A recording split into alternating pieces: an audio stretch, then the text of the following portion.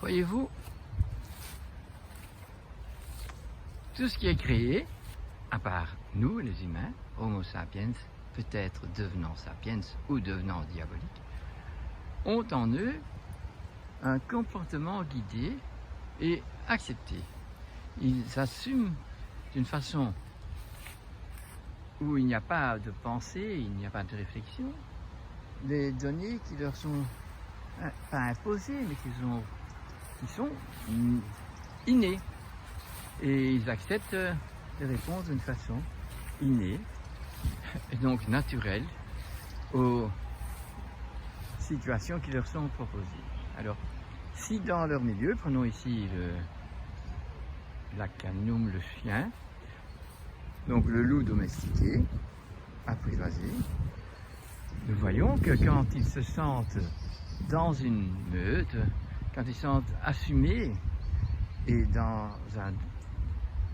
une liberté, eh bien ils ne s'enfuient pas. Ils sont fidèles parce que c'est dans leur génétique. Et ils n'ont pas d'accès à leur génétique. Ils y répondent. Et quand l'homme reste un maître envers eux, eh bien ils vont pas exécuter, mais ils vont absolument, avec affection, puisque l'animal est déjà dans les attributs de désir et d'aversion et d'affection, ils vont avec affection être fiers de répondre à la mission que leur maître, parce qu'alors ils voient leur maître comme pas un dieu, mais comme un dieu visible, qui n'est pas diabolique, puisqu'on n'abuse pas d'eux, on ne s'impose pas, on les laisse s'épanouir. Comme je vous disais, les animaux, et ici je prends les animaux les plus domestiqués, ce sont les chiens, parce que les canidés, les chiens, ont une organisation pas anatomique, mais organique et immunitaire et neuro-hormonale qui correspond tout à fait au corps animal dont est doué l'humain. L'Homo sapiens est, si vous voulez, un canidé dans son organisme. Il est diurne, il a sa thyroïde et ses glandes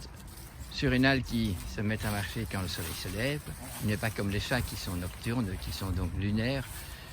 Mais nous, l'humain, nous avons en nous notre côté organique, notre côté corporel qui est tout à fait chien, canin, loup, service, obéissance, écoute, suivre son rôle, son devoir. Et nous avons notre état mental, notre état d'ego, qui est chat. Mais il n'est pas dans la praticité de la journée, puisqu'il est dans son unicité, dans son autonomie, dans sa pensée, dans son ego. Le chat, c'est notre ego, et le chien, c'est notre organisme, qui, avec cet ego, doit pouvoir réussir sa vie dans la pratique animale aussi, dans cette réalité biologique de servir, comme le fait le chien, comme le fait le loup, en respectant toute la communauté, en respectant toute la meute et en obéissant à un rôle, à une mission. Alors quand ils se sentent, eux, accordés avec un humain maître et qu'ils ont une alimentation naturelle, donc ils ont suivi toutes les connexions, qui n'ont pas eu trop de vaccins qui dénaturent leur immunité, qui dénaturent leur façon d'être, eh bien nous voyons que quand ils sont dans la liberté, ils désirent pas s'enfuir ou faire des choses pas normales, mais ils vont augmenter leur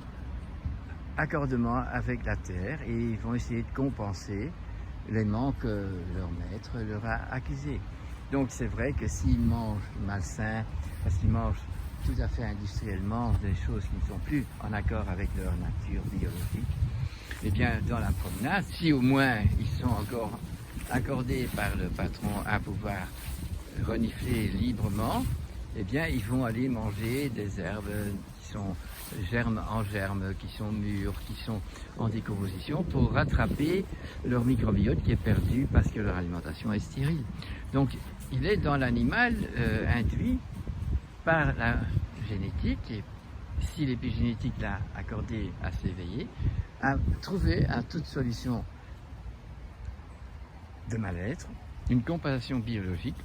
parce qu'on les laisse aller dans la biologie et pas subir des médicaments pétrochimiques ou des choses comme ça. Donc, il n'y a que l'humain qui, lui, est doué d'un corps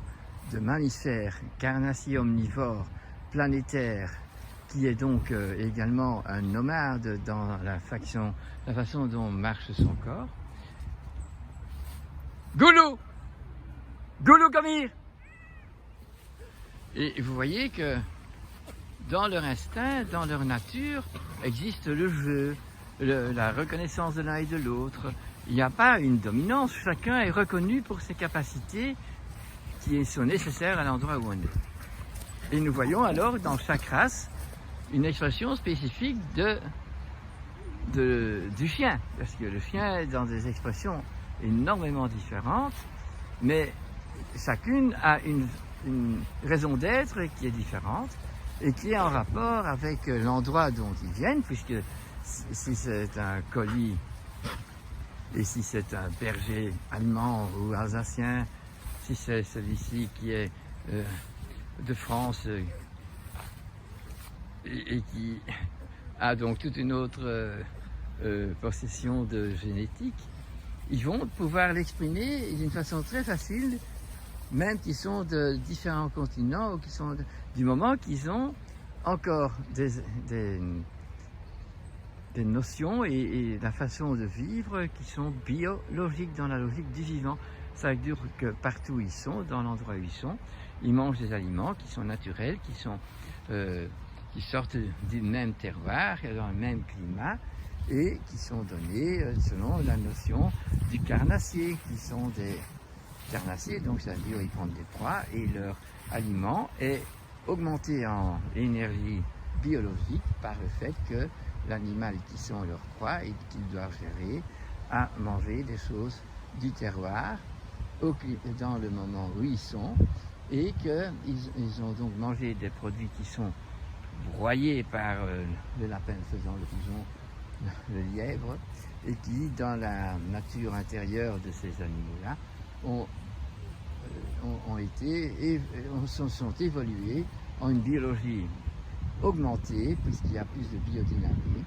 Et donc la carotte qui a passé à travers le lapin, le faisan ou le pigeon a une entité, une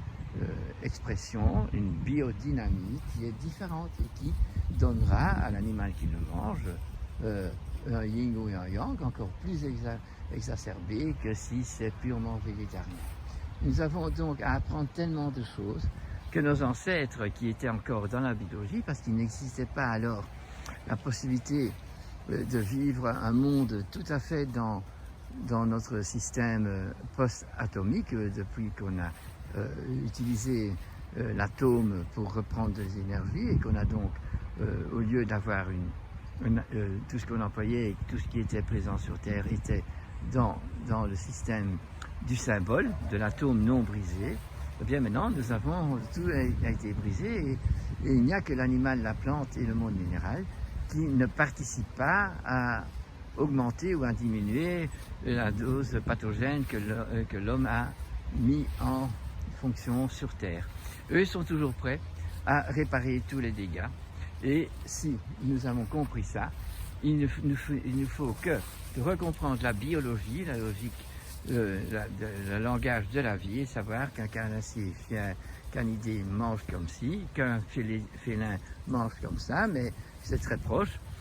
et que l'humain aussi devrait se réalimenter d'éléments qui sont pourvus de toutes les facultés biologiques, éthériques, astrales, que chaque aliment peut donner tant qu'il n'a pas été dénaturé, tant qu'il n'a pas été vraiment foutu en l'air par tous les systèmes qui sont maintenant légiférés, qui sont scientifiques et qui n'ont plus rien à voir avec la conscience et la réalité de la vie. Voilà mes amis, c'est de quoi se mettre dans la réflexion. Et donc, quand on se met dans cette attitude de respect de la création, de respect de notre origine spirituelle et notre destinée si haute, eh bien nous allons participer à réparer les dégâts qui sont présents, même si ce n'est pas nous directement qui les avons faits, qu'on a hérité de nos ancêtres qui déjà depuis longtemps ont raté leur mission d'homme. Eh bien, il y a un moment donné où, et c'est aujourd'hui, avec la situation désastreuse dans laquelle nous sommes mises, et c'est à l'humain de réparer les dégâts qu'il a commis, puisque ce n'est pas la nature qui a commis les dégâts, ce n'est pas la nature qui a décidé de ce changement climatologique, mais c'est nous les humains, d'une façon industrielle, d'une façon mondiale, internationale, que nous avons décidé de ne plus suivre les lois de la nature et plus du tout se mettre dans l'attitude d'être une créature qui est en action, qui est dans sa liberté d'adhérer au plan de ce cosmos, de cet univers, de cette création, ou de prendre sa liberté diabolique. Et donc, en faisant ça, si on est nombreux, nous arrivons à ce que nous sommes arrivés aujourd'hui. Alors, si nous sommes nombreux à reprendre notre conscience et à être vraiment dans l'enthousiasme de réparer le dégât et de faire n'importe où, partout, donc la réintroduction du respect de la biologie, eh bien nous allons voir que nous allons avoir une réponse biologique extraordinaire et que nous allons avoir aussi mentalement le plaisir d'avoir élaboré quelque chose, d'avoir accompli un devoir qui est nécessaire pour notre univers et pour nous. Et alors nous allons réaccorder le ciel, les arbres, l'herbe et la terre à une action unique et ensemble, unique et dans l'unifié. On serait de nouveau en cohérence. Merci. Oui, pour eux, eh bien, le fait d'être en fratrie, d'être ensemble, de se sentir unifiés, eh bien, ils sont contents, même dans cette situation où nous, les humains, nous ne pouvons quand même pas accepter cette isolation totale. Vous voyez la belle construction d'une église depuis 2000 ans, la place publique où il y a des voitures, mais il n'y a pas beaucoup, il n'y a pas un chat, j'oserais dire, et où il y a un seul endroit où des courageux personnes se mettent dehors pour pouvoir offrir aux gens un café, une gaufre ou une pancake. Voilà, c'est la situation actuelle où tout ce qui est capable de faire une reconnaissance et une réunification, qui sont les endroits où nous pouvons boire un café, ou boire une bière, ou un bon vin, ou un bon porto, tout ça est fermé. Nous voyons que toutes les techniques que nos autorités prennent en main, c'est éviter que l'individu libre que nous devrions être puisse parler avec d'autres et débattre sur les situations dans lesquelles on est pour arranger peut-être une initiative qui ferait que nous pourrions nous mettre en avant et alors en groupe, solidairement, ne pas accepter la situation actuelle et de prévoir une situation qui pourrait retourner les vapeurs. Donc c'est pas encore exclu, mais tant que nous ne sommes pas assez nombreux à essayer de nous regrouper dans cette condition-là, eh bien il faudra éternuer et espérer qu'alors se retourne la vapeur et que nous soyons de nouveau. Enfin, pas de nouveau, puisque si nous sommes dans cette situation, c'est que justement nous n'avons jamais été assez dans la conscience et assez unifiés pour de se rendre compte que nous ne l'étions pas et qu'il fallait faire des choses depuis bien longtemps pour retrouver un contact avec la nature et le futur. Nous sommes tous là devant un devoir individuel à accomplir et le faire aller plus loin pour que nous puissions, dans une société, trouver des collaborateurs, des gens qui sont prêts à s'unifier pour unifier ce qui est maintenant tout à fait mis en diabole. Alors, nous allons essayer de trouver tout ça. La beauté des animaux et des plantes reste, et c'est nous qui devons mettre la beauté en éveil, puisque nous sommes juste dans le diable. Bonjour les amis, c'est dimanche aujourd'hui. Et oui, je suis tout seul dans le parc, puisqu'il pleut. Et il fait doux quand même. Eh bien, que pour vous raconter aujourd'hui qui peut pas nous rendre heureux vraiment, mais qui peut nous rendre conscients des situations qui se passent et qui sont déclarées et qui sont visibles et que nous allons subir aujourd'hui sur toute la planète. Nous aurions pu, en tant que peuple, si nous avions été déjà dans l'ouverture vers la conscience, observer que déjà en 1945, le monde était sur sa tête, était renversé, il y avait une attitude mondiale dans la direction des grands gouvernements. Et nous avons donc vu que les humains, dans une place gouvernementale, qui gérait le monde à cette guerre mondiale, ont pris des décisions absolument diaboliques d'employer la guerre, donc la bombe atomique, et donc de mettre en pratique la division de l'atome, qui est atome qui ne peut pas être cassé, qui ne peut pas être coupé. Et bien sûr, on a découvert qu'en faisant ce qu'on ne pouvait pas faire, il y avait une énergie incroyable qui se déployait, qui peut être employée pour arriver à tous les fins diaboliques que ce monde, à partir de ce moment-là, a déclaré. Et nous, petits peuples, pensions à rien du tout que à notre confort, à nos facilités, et nous n'avons pas déclaré, donc c'est là que je vais faire, nous n'avons pas observé la réalité qui se passait. À partir de ces moments-là, nous avons vu sur la Terre une attitude humaine méprisable, mais qu'on a appelée scientifique, parce que depuis lors, toutes les découvertes que nous avons faites sont transformées après en inventions qui sont diaboliques quelque part, même si elles sont toutes belles, parce que justement, c'est ça le truc. Savoir faire quelque chose de tout beau, comme le smartphone, tout smart, et de ne pas faire comprendre aux gens qu'on emploie pour faire ça un hardware qui est polluant à ne pas savoir, puisque nous allons mettre même dans l'espace tout plein de satellites pour que ce soit possible. À ce moment-là aussi, nous continuons à trouver des moyens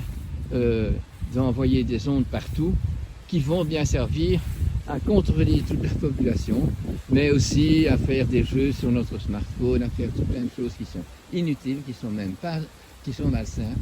et qui amènent que depuis génération en génération, nous avons des humains de moins en moins conscients, de moins en moins capables de devenir des artisans qui travaillent avec la nature,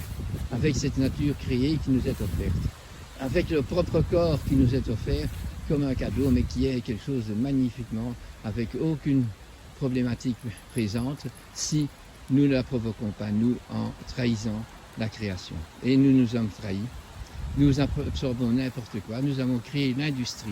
et cette industrie, elle est économiquement rentable et fabrique des milliardaires, des firmes internationales qui, au fait, ont démoli complètement la bonne structure, la bonne fonction de toutes les traditions qui sont, elles, réunies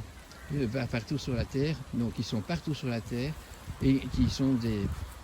découvertes que chaque endroit sur la Terre nous donne des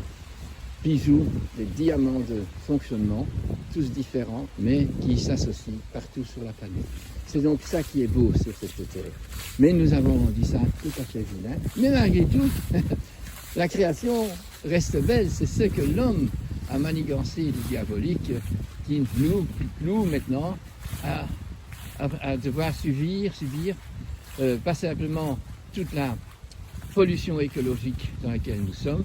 mais également à devoir subir maintenant, dans notre soi-disant démocratie, un communisme absolu qui fait que nous sommes tous individuellement, ensemble, comme des insectes, à subir et à exécuter ce qu'on nous demande d'exécuter, mais en même temps, nous ne nous rendons pas compte que nous sommes en train de participer depuis tellement longtemps à la dégradation de notre mission humaine, et de l'abandon plutôt de cette mission humaine, qui serait d'être le CEO, pas d'entreprise diabolique, mais le CEO de cette planète. Alors donc, c'est par le discernement, et c'est ce que nous devons discerner aujourd'hui. Nous sommes là, et nous le méritons quelque part. Certains l'ont manigancé et sont vraiment condamnables, et ils devraient se convertir à leur rôle existentiel sur cette terre, mais c'est à chacun de faire ce qu'il peut faire, et nous avons aussi un repentir à avoir, et commencer à discerner partout où on est ce que nous avons là d'une vérité, d'une réalité dans la vérité, et tout ce que nous avons dans cette réalité qui est mensonge, qui est vraiment, on ne peut pas dire, qui nous montre de toute façon que nous sommes au bout d'une activité humaine mondiale, et que nous devons commencer avec une humanité. Maintenant, on doit s'humaniser et on doit apprivoiser la terre. Elle nous apprivoise, elle est d'accord de nous soutenir, et bien sûr, il faut des maladies pour passer le cap. Et voilà ça, retrouver notre immunité morale d'abord, et alors nous aurons notre immunité physiologique aussi. Je crois qu'il y a beaucoup d'espoir dans ce monde, mais nous devons simplement, chacun pour soi, et en se faisant soi-même confiant dans la conscience, nous allons avoir une humanité qui va de nouveau, travailler à travailler avec la nature pour élaborer un paradis terrestre ici. Et voilà, c'est ce que je voulais vous dire, c'est dimanche. Voilà. Merci de m'avoir écouté, et faites bien vite vos commentaires, car plus nous avons des commentaires d'amis de la nature, d'amis du devoir humain, nous serons heureux. Étudions 2 secondes un peu ce chat. Ici, c'est Luna, dans la Lune, mais le chat, c'est dans la Lune. C'est-à-dire, sur Terre, notre organisme humain, mammifère, est donc omnivore et tout ce que vous voulez, est carrément en similitude avec les fonctions organiques, les fonctions immunitaires du chien, du loup, sur Terre, toujours prêt à faire son devoir et dans l'activité, dans le service, à obéir aux lois naturelles. Tandis que l'ego de l'humain, le libre arbitre de l'humain, c'est son niveau d'acquérir sa moralité, son éthique, et de pleine liberté, choisir pour le bon. C'est le but élevé de l'individu, de quitter cet ego matérialiste et bête dépendant que nous sommes pour arriver à cet ego qui cherche à assumer son devoir humain sur Terre. Ça, c'est l'ego. Et alors, chez le chat, nous le voyons, c'est un animal libre qui se débrouille tout seul, dans sa liberté, et que souvent les gens d'aujourd'hui emprisonnent, détiennent, interdit de sortir, parce que cet humain n'a pas assez de sens de liberté. Et s'il aime le chat, comme il dit, mais qu'il n'a pas compris le chat, il va en avoir une dizaine, enfermés, comme dans un camp de concentration. Donc, c'est notre devoir humain d'être le félin en nous, dans la pensée, dans l'évolution de notre ego, et de devenir ce lion qui doit par lui-même acquérir toutes les connaissances et toutes les prises de conscience nécessaires pour grandir dans sa personne. Mais sur le terrain, malgré qu'il grandit dans sa personne, et justement grâce à cette conscience, il va répondre pour son corps à toutes les exigences de la biologie, de la logique du vivant, qui est sur Terre, un endroit où on est, faire ce qu'il faut faire, être au service, être dans son devoir. Et alors, comme ça, tous les jours, l'ego grandit parce qu'il devient de plus en plus humble et de plus en plus conscient de ce devoir d'accomplir ce message de son incarnation.